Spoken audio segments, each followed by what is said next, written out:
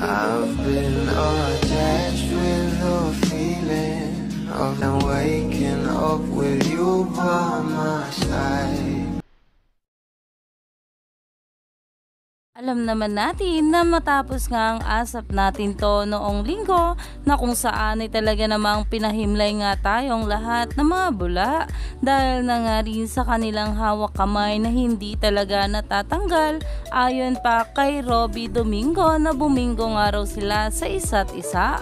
At pagkatapos nga ng asap nila ay meron pa nga itong tao po na talaga namang maraming nalaman ang maraming bubbles dito. Lalong lalo na nga guys ang mga behind the scene ganap sa Can't Buy Me Love kung saan talagang pinahimlay nga tayo rito. Pero ito na nga guys ang pag-uusapan natin ngayon na kung saan makikita nga dito kung gaano nga kaalaga ito ang ating Belle pagdating kay Donnie.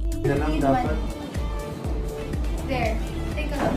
We need mirror.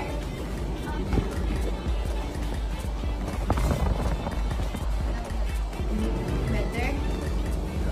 Yeah. Tayon pa nga guys dito, Belle asking Donnie better with her soft voice after she picked his hair. Screams, very maalagang girlfriend.